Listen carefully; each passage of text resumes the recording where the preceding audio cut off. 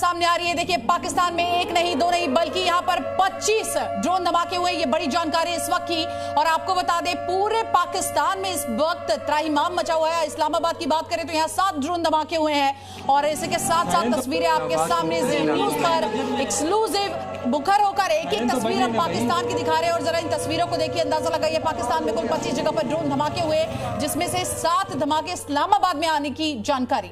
बिल्कुल। और त्रिपाठी सर, इस पर भी मैं आपसे रिएक्शन चाहूंगी। देखिए जिस तरह से ये सीरियल ब्लास्ट हो रहे हैं, इमरजेंसी वहां पर घोषित कर दी गई है, अलर्ट पर है इस्लामाबाद भी, लोगों के बीच भी दहशत है, लेकिन हम अपने दुश्मन की प्रवृत्ति जानते हैं, आसानी से सुधरने वाला है नहीं। तो what to expect now? Pakistan आपको क्या लगता है कि अब क्या कदम उठा सकता है? देखिए पाकिस्तान कन्वेंशनल वॉरफेयर अफोर्ड नहीं कर सकता इंडिया के साथ। डिप्लोमेटिक वॉरफेयर में वो हार चुका है बुरी तरह से। इवन कल जो सिक्योरिटी काउंसिल की इन कैमरा मीटिंग हुई थी उसमें भी। अब पाकिस्तान के सामने एक ही रास्ता बचा। देखिए जब तक पाकिस्तान में आर्मी राजनीति में दखल देती रहेगी तब तक पाकिस्तान कभी नहीं सुधरेगा। लेकिन सर इसीलिए तो मौजूदा हालात ऐसे हो गए क्योंकि सत्ता यहाँ पर सीना चला रही है। आपसे एक सवाल कि देखिए जिस तरह की मौजूदा हालात है और बार बार हम देखते हैं कि पाकिस्तान जो है वो अपनी नापाक साजिशों को अंजाम देता है। आपके पास में लौटूंगी एक और बड़ी खबर इस वक्त की। हम बता दें आपको पाकिस्तान में ड्रोन अटैक पर बहुत बड़ी खबर है ये। पाकिस्तानी एयर डिफेंस सिस्टम पूरी तरह से तबाह हो चुका है। आपको बता दें एयर डिफेंस सिस्टम जो होता है वो किसी भी देश के लिए बहुत ही ज्यादा महत्वपूर्ण होता है, क्योंकि जब भी आपके ऊपर कोई मिसाइल अटैक होता है इंटरसेप्ट करने के लिए इसका इस्तेमाल किया जाता है। ऐसे में पाकिस्तान के लिए इस वक्त की ये सबसे खराब न्यूज हम कहेंगे, क्योंकि उनका जो पूरा का पूरा सिस्टम है वो तबाह हो चुका है। बिल्कुल। और ये सर एक ऐसा एयर डिफेंस सिस्टम था, मुझे लगता है कि जिस पर बहुत ज्यादा भरोसा किया भी नहीं जा सकता। अब तो पूरी तरह से तबाह ही हो गया है। अब पाकिस्तान क्या करेगा? देखिए मलिका, जैसे आपने जिक्र किया था एयर डिफेंस सिस्टम का, भारत के पास में एक multi layered air defence system मौजूद है। हमारी S-400 है, हमारे पास में आकाश का सिस्टम है, बराक 8 का सिस्टम है। यानी हम 400 किलोमीटर दूर से दुश्मन को भांप सकते हैं और उसको अपनी जद में आने से पहले ही खत्म कर सकते हैं। पाकिस्तान के पास उससे बरखिलाफ चीन द्वारा निर्मित HQ-9 सिस्टम है। और देखिए पाकिस्तान कहीं भी स्टैंड नहीं कर सकता भारत के सामने, चाहे वो सैन्य शक्ति की बात हो या फिर टेक्नोलॉजी की बात हो या फिर अंकुर जी आत्मनिर्भर भारत के तहत डिफेंस सिस्टम में जिस तरह का बड़ा बदलाव हमने देखा, पाकिस्तान ये हिमाकत भी आखिर कैसे कर रहा है कि वो भारत के सामने कहीं टिक पाएगा? ये दिखावे की राजनीति हमेशा करता है। स्ट्रेटेजी की राजनीति भी जो है वो दिखावे की करता है और नकल करने की कोशिश करता है। तो चीनी माल की नकल करता है, चीनी माल भी नहीं होता, चीनी माल की नकल करता है। उस नकल में अकल चाहिए और वो अकल फालतू की चीजों में, फालतू के कामों में लगाई जाती हैं। इसलिए वहां का बड़बोलापन ही सिर्फ होता है, इससे ज्यादा कुछ नहीं हो सकता।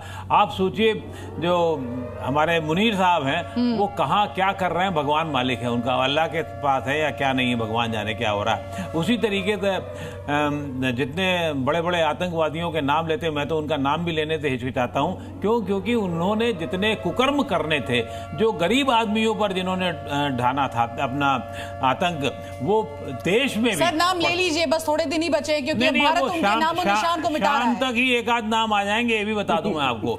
शाम तक ही एक आध नाम आ जाएंगे और जब नाम आ जाएंगे तो दुनिया को पता ही लग जाएगा कि ये दुर्दांत आतंकवादी मारा गया। तो वही मारा जाएगा और उसमें कोई मुझे बहुत संकोच नहीं है। सिर्फ ये है बड़बोलेपन की राजनीति है और सबसे बड़ी बात सत्ता की भूख। आसिम मैं फिर बार बार मेरे मुंह से मुनरो निकल जाता है उसके लिए, मुनीर के लिए, लेकिन वो क्योंकि उड़ता रहता है ना सिर्फ उसको। तो आसिम मुनीर जो है वो सत्ता की भूख के लिए, राष्ट्राध्यक्ष का पद पाने के लिए, जियाउल हक का विरासत पाने के लिए, और अपने आप अपने परिवार को तो उसने लंदन भेज दिया, खुद वहां है और खुद भी सामने नहीं आ रहा है। क्यों? क्योंकि उसको भी शायद डर है। और वो वहां का जब एयर सिस्टम, उसका एयर डिफेंस सिस्टम अगर पाकिस्तान करना छोड़ सकता है तो बचता क्या है वहां पर? बहुत बड़ा नुकसान है। और त्रिपाठी सर मैं आपसे ये समझना चाहूंगी कि जिस तरह से ऑपरेशन सिंदूर को लेकर सरकार ने स्पष्ट कर दिया है कि ये अभी जारी है, जो प्रिसीजन हमने देखा, जो स्ट्रैटेजी हमने देखी, बहुत ही वेल प्लान्ड ये ऑपरेशन है। इस ऑपरेशन का आपको क्या लगता है कि अभी और कितने टारगेट्स हम अचीव कर चुके हैं और कितने टारगेट्स अभी बाकी हैं और जरूरी हैं? देखिए जहाँ तक मैंने पढ़ा था कि करीब 21 टारगेट और हैं जिसको अचीव करना है, जहाँ हमने निशाना लगाना है। और 21 थे, 9 पे कल किया गया था। हाँ, 21 थे वो। हाँ, तो अभी देखिए उसमें क्या होता है।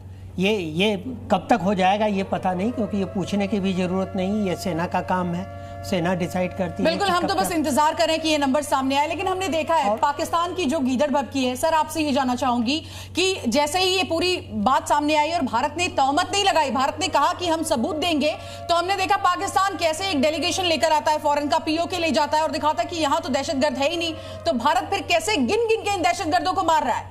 देखिए, आप देखिए शिवांगी जी, जैसे आपने सबूत की बात कही, कल आपने नोट किया होगा प्रेस कॉन्फ्रेंस हमारी 2 वीरांगनाओं ने ली थी और उन्होंने उसी समय फोटोग्राफ दिखा रहे थे बिफोर एंड आफ्टर के।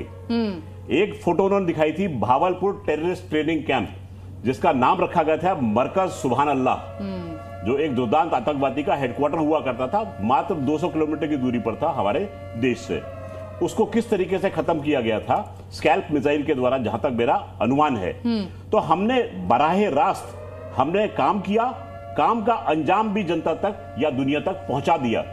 पाकिस्तान ले जाता है डिप्लोमैट्स को 15 दिन 20 दिन के बाद में, जब वो एरिया को साफ कर देता है, वहां से शव और उनके चिन्ह जो है वो सारे मिटा देता है और फिर लाके लोगों को दिखाता है कि देखिए यहां भारत ने इस बार